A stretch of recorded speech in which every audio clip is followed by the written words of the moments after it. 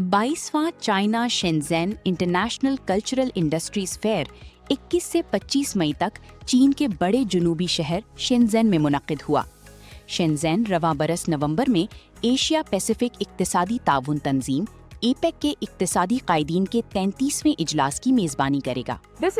रवां बरस के इवेंट में पहली बार एपेक एशिया पैसिफिक इक्तिसादी ताउन तंजीम मईशतों के लिए एक खसूसी नुमाइशी इलाका कायम किया गया है।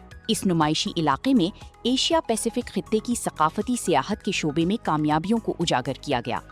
इसके अलावा खित्ते की खुसूसी मसनूआत, गैर मादी सकाफती विरसे से मुतासिर तख्लीकी सकाफती अशिया और मकामी रिवायती पकवान भी नुमाइश में रखे गए थे।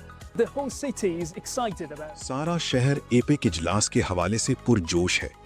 इस इजलास को कामयाब बनाने के लिए शहर भर में भरपूर इकदामात किए जा रहे हैं। ये वाकई एक शानदार तजर्बा था। मैंने वियतनाम, थाईलैंड, ऑस्ट्रेलिया और पीरू की बूथ्स का दौरा किया। इन तमाम ममालिक ने इस प्लेटफॉर्म पर अपनी सकाफत को पेश किया है। आपको खुद यहाँ आकर इसका तजर्बा करना चाहिए। ये वियतनामी कढ़ाई है। ये वियतनाम के फनकारों की महारत और सलाहियत को जाहिर करती है। इसमें गुआंगडोंग के सूबाई फूल की अक्कासी भी की गई है। ये पहला मौका है कि ICIF में एशिया पैसिफिक इक्तिसादी ताउन तंजीम एपेक APEC की मईशतों के लिए खुसूसी बूथ कायम किए गए हैं।